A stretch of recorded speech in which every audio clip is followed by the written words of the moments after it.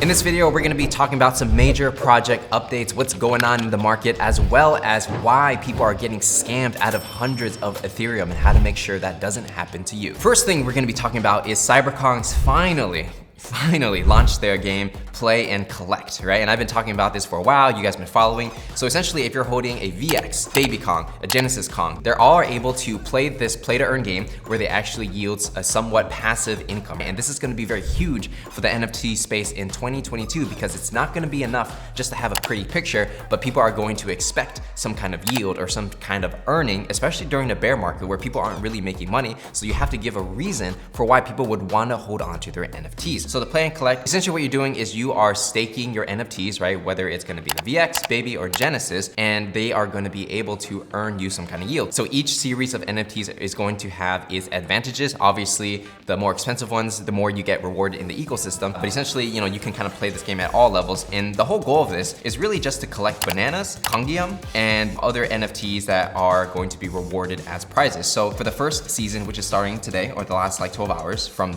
the time of this recording, you're gonna be able to get bananas, and the price pool, I believe, is gonna be 250,000. You're gonna be able to win some sand, right? Some sand tokens, free NFT vouchers, as well as this little thing. I'm not sure what this one is. You can also win these items as well. And where can these items be used? Most likely going to be used within the Sandbox game. And Cyberkongz bought a lot of land in the Sandbox, and they've been building for months and months now. These are probably gonna be utilized within the Sandbox and give you some kind of rewards in terms of like how powerful the weapon is, how easy it is to continue on your quest. So that's a high level overview of what's going on with Play and Collect. If you wanna learn more, just check out their Twitter and you'll find more information.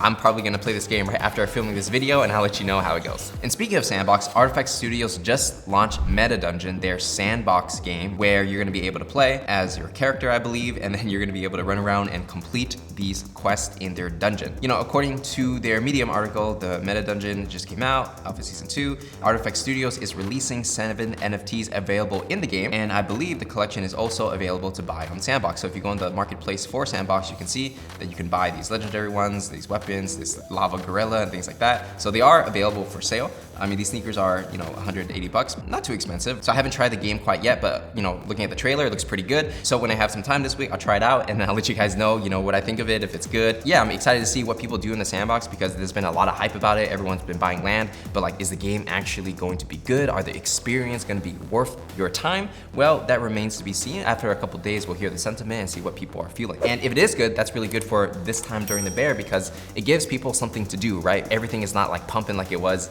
a couple months ago. People need to play some video games or like be involved in NFT space in other ways. And I think this is a really good move for anybody entering the gaming space. Now in other news, even though right now we're kind of in a bear where a lot of things aren't really minting out, right? A project that I kind of been following and I covered him a few times is going to be Muri, and they just recently minted. So Muri is kind of like that anime play. It's similar to like Azuki in terms of like style and what they're trying to do, but they're gonna have like tokens and anime, physical toys, fashion line, all promises so far, but so far it's like just the art, right? And if we look at the charts, I believe the mint was 0.3. So this is one of those projects where it's actually minting out and there's actually a demand for it. So it seems like for this project, the demand for it is pretty healthy. The floor is at a consistent, 0.5, where it started at 0.3. And it seems like people still resonate with this kind of art. So even though there is a bear market, I feel that for projects that put in a little more effort, they make the narrative play that they're in it for the long term, people do actually tend to believe them. Is that a good indicator of what will happen, let's say 3 years from now? Nobody really knows. I think to launch a project in today's market, you actually have to put a lot of resources in, and you can't just like put some random thing and expect it to mint out. Right now in the NFT space, there have been a lot of scams going on from top tier projects to alpha groups, and we're gonna talk about it a little bit and show you guys how to prevent that. Well, first of all, within a Discord group, what's happening a lot is a hacker is able to get some kind of admin access within a alpha group's Discord, and then they'll post a fake link saying like, hey guys, we're gonna mint this thing, you gotta get it right now. And then everybody goes there, they connect their wallets, and they get drained out. So the first thing you gotta pay attention to is number one, if you're just a regular person and you're on someone's Discord and they tell you to mint, unless there was like an official announcement on their Twitter, on their website, probably don't click it. And you wanna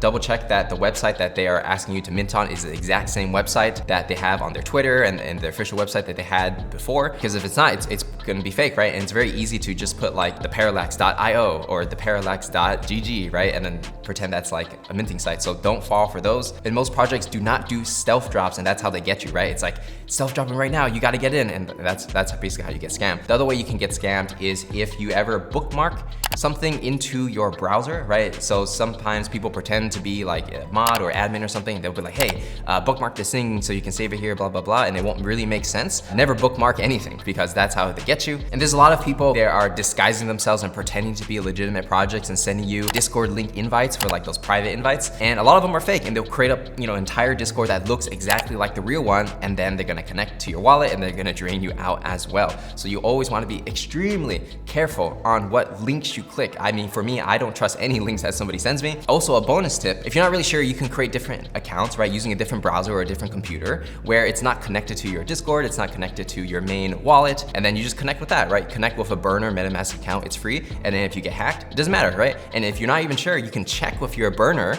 and then if everything looks good, then you go in with your real one, right? These days, I'm extremely careful when it comes to connecting my main ledger and my main hardware wallet to anything. I pretty much don't connect to anything anymore unless I absolutely know it's real and I absolutely know that I want to use the thing. And of course, as the NFT market matures, people are gonna get smarter about security, but scammers are getting smarter as well, so you always wanna be careful. It can happen to anybody. In other news, Coinbase just tweeted today, they said when Coinbase NFT, they work with 100 different creators like Kaiju Kings, I think Bear Deluxe, and like other projects as well. And it looks like they are going to launch their marketplace hopefully soon, right? And so there are two really big things that I'm personally looking at when it comes to like if there may be another run in the bull market this year, right? That is Coinbase opening up NFT market so people sell their ETH into and buying into NFTs and creates more liquidity for everybody. Number two is when the BAYC token drops, right? And that might create more liquidity in the market as well. Because right now it's looking kind of dry, to be honest. So there needs to be some kind of narrative, some kind of event to get new eyeballs into the NFT space or new money into the NFT space. And that's pretty much what I'm looking for when I'm gauging to see whether or not we're still in bear or bull. But overall, I would say I'm pretty bullish on NFTs overall. Like we've seen like Blockchain Creative Labs, which is a Fox Entertainment company. They've been going hard and creating like these NFT experience at South by Southwest, which is a huge conference or like festival kind of thing in Austin, Texas in America. There's like art galleries and things, and by going and participating, you're gonna be able to get these free NFTs or somehow earn your NFTs when you're there. It seems like a lot of big companies are still building in a space whether the sentiment is like kind of bearish, because long-term overall NFTs and just crypto in general, it's just like technology, right? It's just digital infrastructure. It's the same as like email. Literally the same thing, it's just a tool that people use. And I think, it's here to stay. It's very unlikely things are gonna go backwards from here. It's just when NFTs get more adoption on the way up, there's gonna be ups and downs, obviously. But, overall, when you look at things from a 10-year horizon, everybody's gonna be using NFTs most likely in the future, right? Because it's just a better way to conduct business. So, I'm pretty bullish on NFTs. You just gotta know when things are getting bullish and bearish and know when to buy and sell and take profits along the way. We see at the South by Southwest Festival, Doodles is there, right? And they're creating like these art galleries and exhibits where people can scan their Doodles NFT, and then they're gonna end up getting like some kind of golden ticket, and then will that give them like another NFT later or something? There's some kind of reward obviously for doing this, right? I'm pretty sure we're gonna see more and more of these things happen, because like as companies adopt NFTs are just gonna be like your membership pass into interacting with your company, and you're gonna be able to use that in the physical world, especially when it comes to live events and conferences. So overall, pretty bullish on NFTs, especially the ones that are building for the long term. So the next thing we're gonna talk about is Cosimo de Medici. I hope I'm saying that correctly. He came out with this little thread to kind of give his opinion about Yuga Labs, which is Bored Ape Yacht Club, acquiring Punks, right? So, long story short, so you don't have to read the whole thing. If you think about it, like half a year ago, everybody was saying like Punks is like gonna be the holy grail of NFTs because they were the first doing generative PFP art, right? And then everyone is like, no way any project can flip Punks, Bored Ape can't do it and all these other projects can't do it. And then next thing you know, Bored Ape does flip Punks, and then Yuga Labs, the company that created Bored Apes, bought the rights to Punks, and now they own Punks, right? This is something crazy because no one would have suspected this to happen in the past, but now it's happening. And the reason why I personally feel this is happening is because if you think about Bored Ape, yes, it's like a monkey picture of an ape in the front, but then on the back end, there's so many different type of business people who are connected within like the entertainment space, and they're able to push everything forward and get this ape in front of so many different eyes and bring people into the ecosystem, from the average person, whales, celebrities, and then everything else under the Bored Ape umbrella pumps as well, right? Because when you see your favorite celebrity like Post Malone or Justin Bieber buy ape and everybody's talking about it on Twitter, when you have a couple ETH, you're like, oh, I want an ape. Oh, it's too expensive. Let me buy the Bored Kennel Club, right? And so you just go tier down. Because of that mainstream commercial success and that zeitgeist of people wanting to talk about it, right? It's like the new Lamborghini, essentially like a flex. They're able to drive so much demand into the project that they're able to beat the Holy Grail and eventually buy them out as well. Whereas for Punks, yes, they were first and people were buying Punks just because it was the first and there is historic value, right? And there still is. But at the same time, if you look at what Larva Labs is doing to promote Punks and put it out there, not really that much, pretty much nothing. From my understanding, right? Yes, they try to build a community and then there are people who use their punks as their identity. But beyond that, it's kind of like doing its own thing. But with Yuga Labs, it's like a whole team of people sitting down every day thinking about how do we get NFTs into the hands of the mainstream. So I think moving forward, being first doesn't always mean you're the best, right? There is historic value in that, but then nowadays it's like there's also value in commercial success and driving demand organically and also unorganically to increase prices as well, because the more money you have, the more you're able to acquire different pieces. And so when we look at other collections like Chromie Squiggles by Artblocks, which was the first Artblocks project, will it be the most important, significant NFT in terms of art 10 years down the line? It's kind of out the window at this point, right? Yes, it will have a significance, but will it be like the holy grail? Not necessarily, because we've seen that Punks no longer is the holy grail of NFTs because they were bought by Yuga Labs. And the last thing I want to cover is my overall sentiment on the market, right? Right now,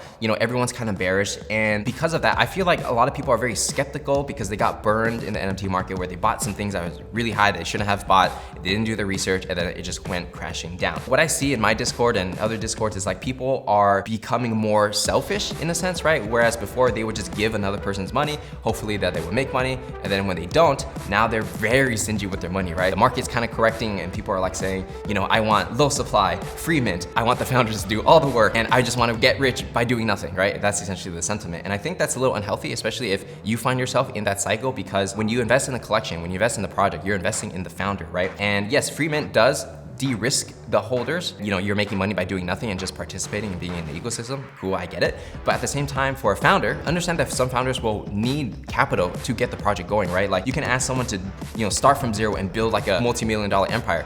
Cool. But then if they had some money to start with, it would be so much easier, right? And so I think in like January and February, post Kevin era, post Pixelmon era, it swung this way where people are just like buying anything and throwing out stupid money and losing stupid money as well. Now it's swinging the other way where people are super stingy and they don't want to spend any money and they want to somehow be a millionaire from that, right? There's a correction going on, that's why it's bearish. And then I think people are going to realize that it's kind of unhealthy to do that, and it's going to swing back the other way where, you know, hopefully we find an overall good balance for both the founders and the collectors, because as a founder, anybody who creates a project, especially if you are in it for the long run and you have good intentions, it's a lot of stress to, you know, increase the value of your assets, especially when people want so much while giving nothing. So if you're a collector, keep a positive vibe, support the founders that you believe in. Don't be too greedy. Understand that it's a business, right? You can't just be like, you know, I want to make $1 million, but I want a free mint. And at the same time, if you're a founder watching this, just understand that yes, it is tough. You're not alone. You could always reach out to me if you want to hit me up. Yeah, we're all in this together in a sense, and let's keep the space as positive as we can. And these are just my honest opinions about the NFT market as I'm, you know, building the Parallax NFT as well, and listening to a lot of my members' feedback in terms of what pricing should be, what supply should be. You know, I'm always having an open ear, and just know that I don't always get it right all the time.